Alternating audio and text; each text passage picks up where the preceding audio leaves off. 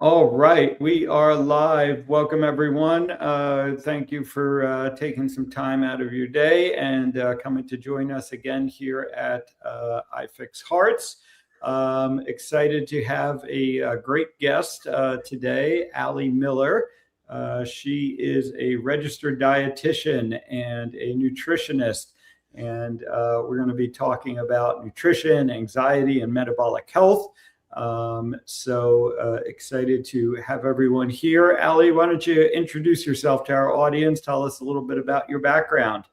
Sure. So I am a functional medicine provider. I went to a naturopathic college of medicine, Bastyr University, and then got credentialed for my RD in the Texas Medical Center area. And so I kind of bridged the gap of both the allopathic conventional with the naturopathic.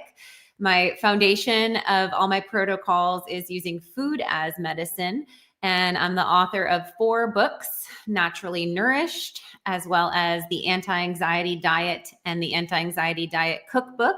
And then just this past fall, I co-authored Naturally Nourished Kids. So 3 cookbooks, 1 nonfiction science-based deep dive on the HPA axis and how our parasympathetic and sympathetic nervous systems have to come into balance for whole body health. My position with the anti-anxiety diet is truly, after 15 years of care in working with gut dysbiosis or autoimmune conditions or metabolic issues, hormone decline with perimenopause, and so much more, that really chronic mismanaged stress is the Achilles heel to wellness. And so if we don't address that, we're going to constantly be playing whack-a-mole with other conditions arising. So somewhat unintentionally, I guess it is quite timely that we're doing this discussion today. Last week, there was quite a brouhaha, we'll say, when RFK came out and said that nutritional approaches can be used to treat things like schizophrenia and depression. Yes. And yes. Without getting into the politics of it all, there was a large backlash. I saw, from within the, I would say, psychiatric community, that it was irresponsible of him to say this, and we don't have proof of this, and on and on. So I'd love to hear your take on what your perspective on that is. Nutrition, a valid part of the approach to neuropsychiatric conditions? Absolutely. And I have shared panels with Dr. Chris Palmer, who's really a pioneer psychiatrist, in this space, using the ketogenic diet to manage quite severe mental illnesses, from manic depressive, bipolar disorder, schizophrenia, you name it. I wrote the anti-anxiety diet in 2017, and it's quite evidence-based. There are over 200 different research references within the context of the book.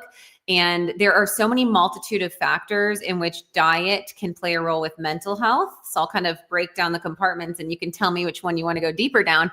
But first and foremost, we have to look at glycemic regulation in the body, or the impact of blood sugar balance. We know that when people have an elevated A1C, they are 3 to 5 times more likely to experience depression, anxiety, ADHD, or mental illness.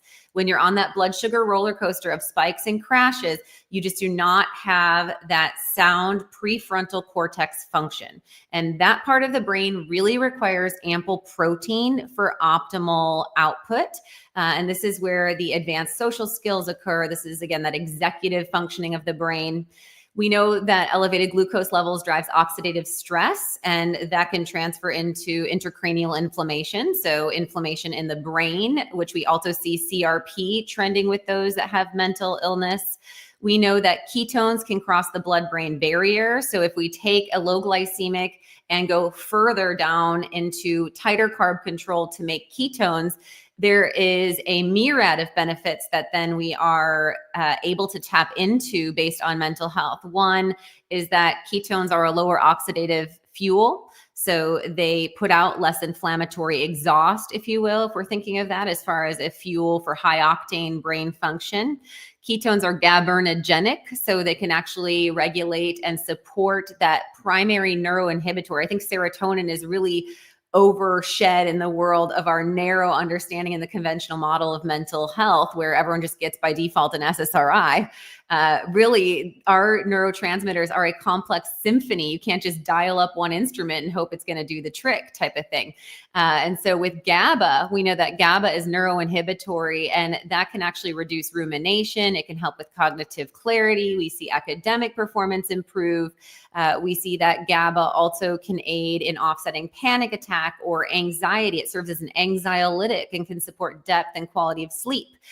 So when those ketones cross the blood-brain barrier, they help to dock on the hypothalamus to support that GABA expression. And also they downregulate the sympathetic fight or flight surge of our HPA axis. They literally help the nervous system to feel safe. We see better leptin signaling, which leptin is thought of in the metabolic world of satiety, but leptin also is a signal of safety. The body says, I'm fed, I'm well, I'm safe, I'm not in this hunger survival mode. We can see, of course, in the world of nutrition anchoring further, if we're bringing in high antioxidants with a food as medicine approach, that further can reduce the oxidative stress, and that those polyphenols can have a favorable role. We know that when we support gut-brain axis with foods like bone broth and probiotic-rich foods, that we produce neurotransmitters in our gut, and that a dysbiotic or infected gut can actually put out more epinephrine, or that fight or flight surge, driving more reactivity and more disturbed mental health versus balanced. So many buckets of where we can move the needle in the world of nutrition. And that's not even naming targeted nutritional support. If we're looking at, for instance, forms of methylfolate, or we're looking at the zinc to copper ratio and the impact of other mood stabilizing minerals. Yeah. So I guess, my question would be, why do you think there was such a backlash against what he said? And I saw many, again, mostly psychiatrists in my feed, but coming out and saying, that there is absolutely no evidence to support what he said. And yet, like you said, you wrote a book with 200 plus references, Chris Palmer, Georgia Ede, we can go down and down the list of people, that have, and again, based on studies, right? And there were even more ongoing studies. So where do you think that disconnect comes from? That, some people in the medical space or the nutritional space were so kind of pushed back against this so strongly? I mean, I hate to say it, but without stating in a judgmental tone, sheer ignorance, not knowing that these studies exist, because I would hope that any open-minded clinician, I mean, a good clinician should always be able to adjust protocol based on new evidence being presented and not follow their protocols as a religion. And so I would, that would be one kind of element, is like, maybe they just haven't had the exposure. There isn't generally as much funding in lifestyle, supplement, and nutritional or diet therapeutic intervention, because there isn't the big bucks of pharma behind it. And so they don't also get disseminated to all of the medical colleges, or, when you're getting your continued education and you're getting your studies fed to you, often there's a lot of dollar or industry influence. And it's just not sexy is the answer. There's it's hard work. It requires discipline. And I think the thing we see again and again in the world of food as medicine, whether we're talking about GLP-1s and metabolic health, whether we're talking about ADHD and Adderall, whether we're talking about a form of an antipsychotic or SSRI or other mood stabilizing medication, is that we are very conditioned to feeling that there needs to be this quick fix solution, or this shortcut approach as the answer, rather than going back to really the foundational elements, which, yes, our work require discipline, but the lovely part is that it's empowering because you aren't handicapped to a solution.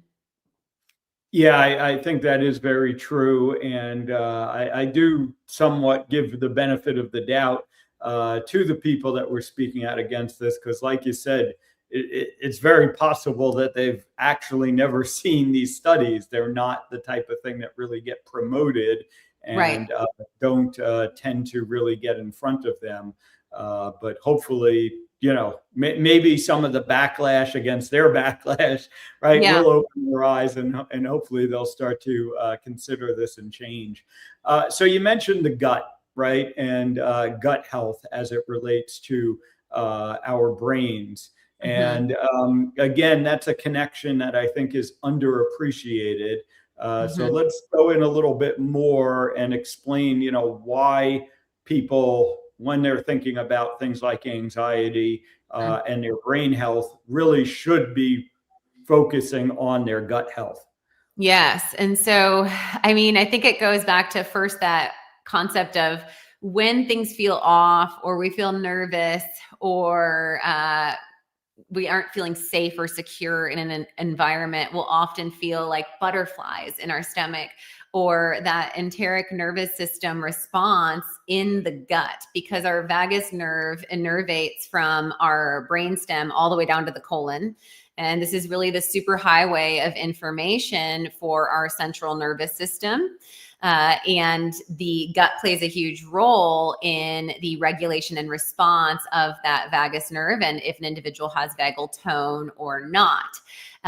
When we look at the microbiome, that further plays, of course, a role, as I mentioned pretty quickly.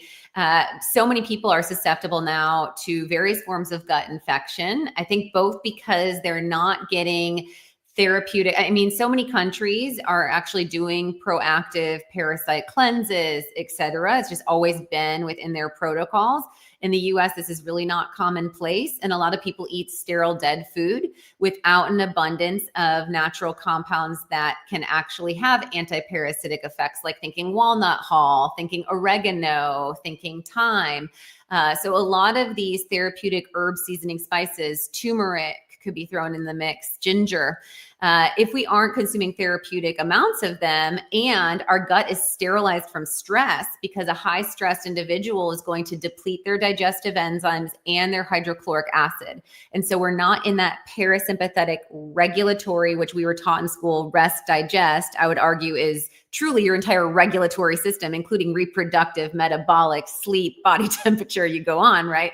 But just thinking of the simplicity of rest and digest, if we're not giving honor to that parasympathetic regulation, we aren't breaking down our foodstuffs as readily without the ample enzymes, without that hydrochloric acid. We don't have a chemical barrier of defense against gut pathogen or infectious compounds that we're exposed to in the food system, in our water. And so that sets up opportunistic infection. And then that further is exacerbated if the gut is sterilized from stress. And we've seen in studies that lactobacillus and bifido, the two most well-researched strains of our microflora, become quite rapidly sterilized from chronic stress signaling. And so it does take that probiotic as nature's Prozac approach of really re-inoculating the gut with food as medicine, with cultured probiotic rich foods daily.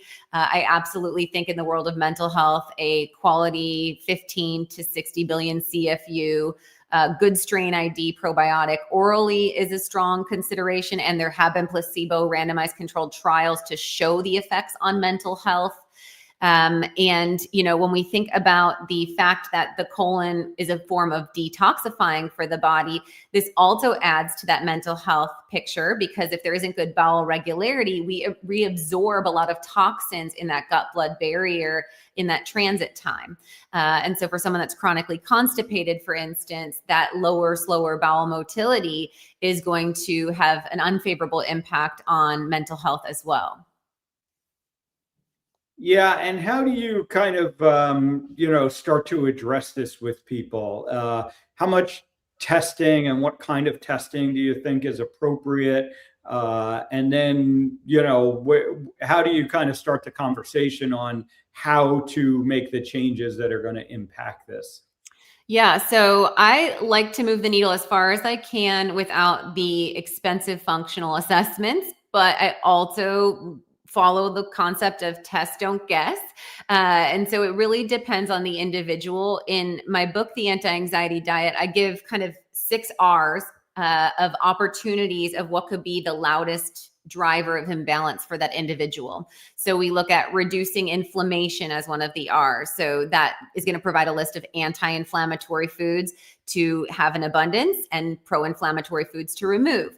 We look at resetting the microbiome. So we look at foods that disrupt the microbiome or support the microbiome. And in that section, I give a quiz on, are you susceptible to dysbiosis? So let's look at the frequency of antibiotics used. Let's look at bloating and distension. Let's look at bowel regularity, brain fog, skin. Derm is a huge area to look for gut dysfunction because it's really the window of the gut. So I think liver health and I think gut infection if someone's dealing with cystic acne. And we know even in mainstream medical, we'll put someone on doxycycline, a constant antibiotic for a 6-month run for acne.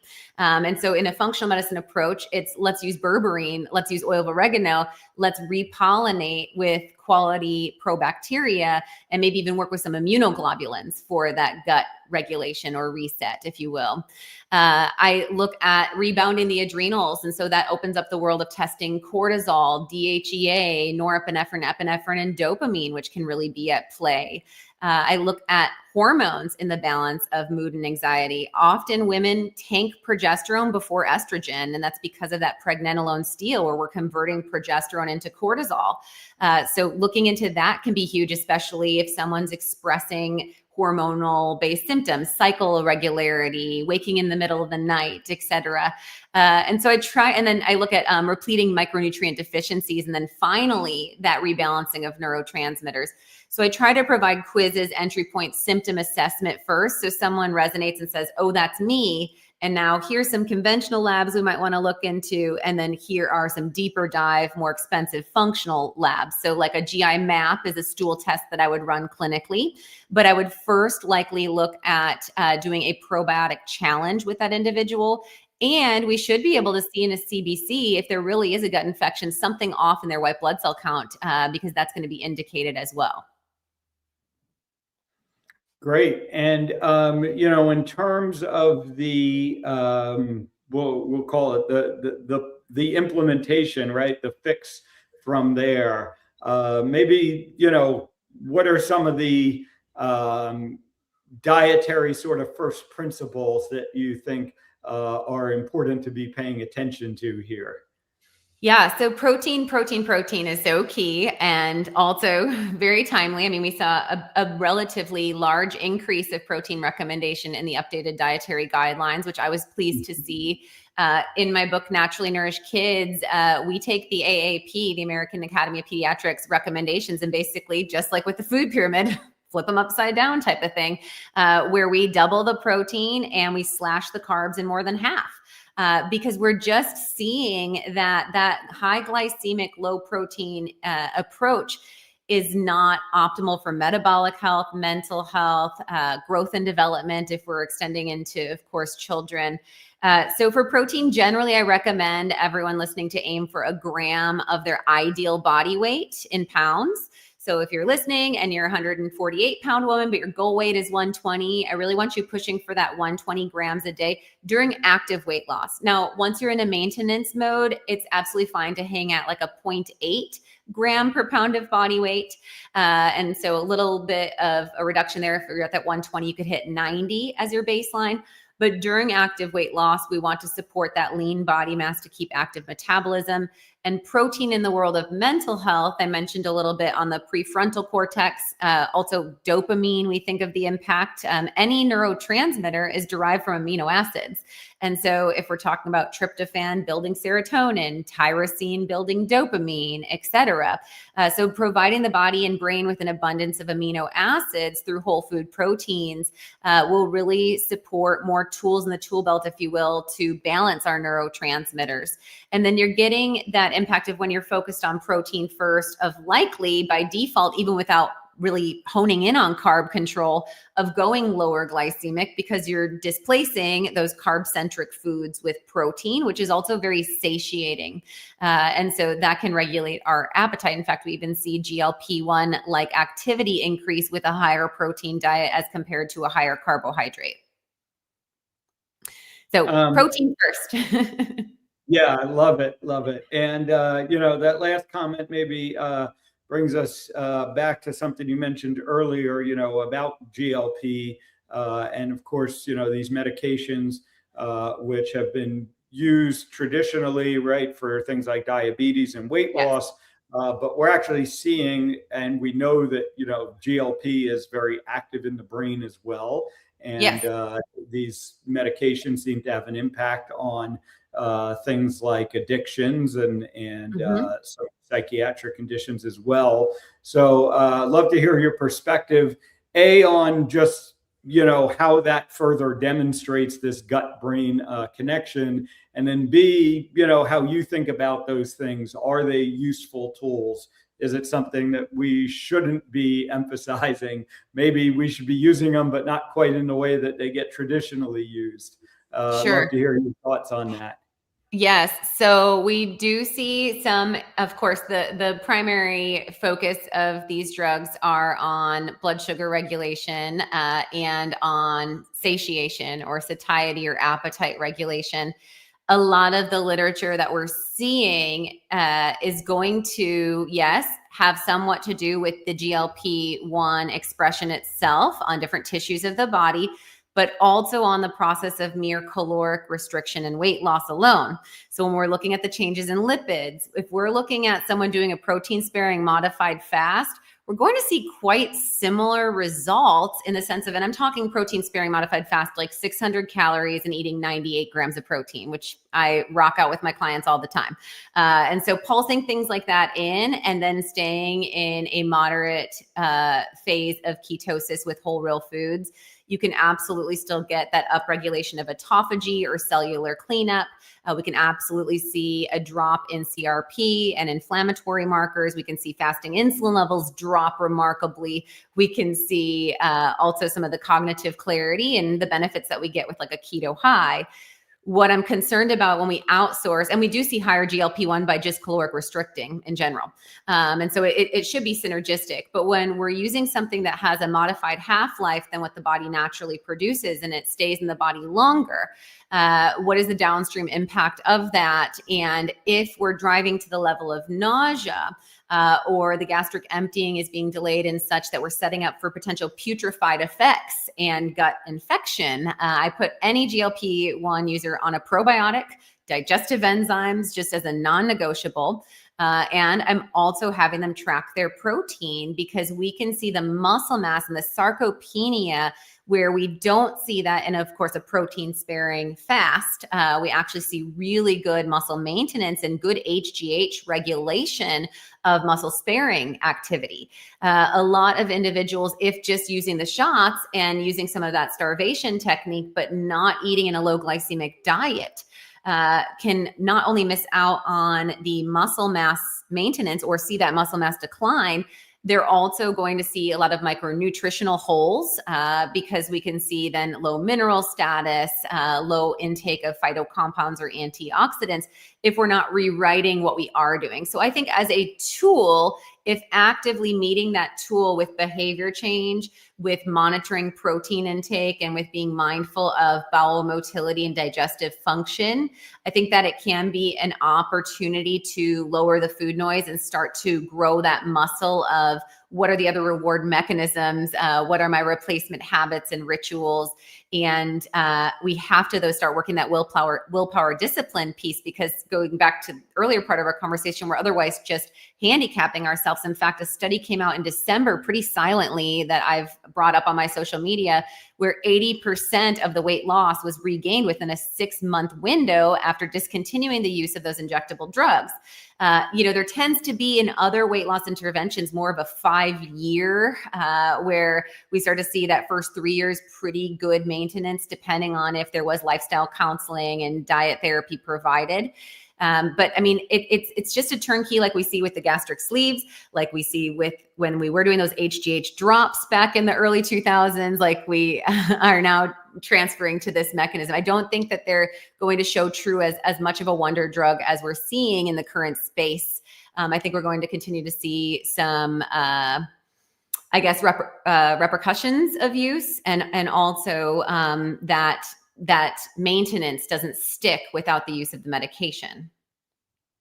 Yeah, definitely. I think some concerns there, and ultimately, what we see over and over, right, like you said, is just outsourcing your health issues to a medication.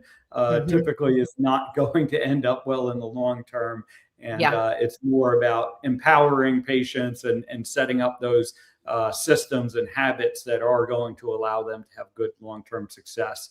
So as we get close to wrapping up here, why don't you tell people out there a little bit about how you work with people and where they can find you if they're interested in learning more. Sure, appreciate that.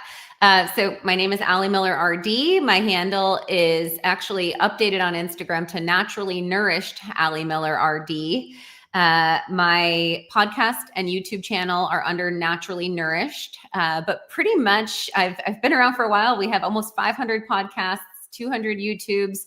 Like I said, my first book came out in 2015, and so you can honestly Google blah, blah, blah, blah, blah, Allie Miller RD. Heartburn, Allie Miller RD. What do I say about hypertension, Allie Miller RD? And you will get a list of a protocol on my website, which is found under alliemillerrd.com.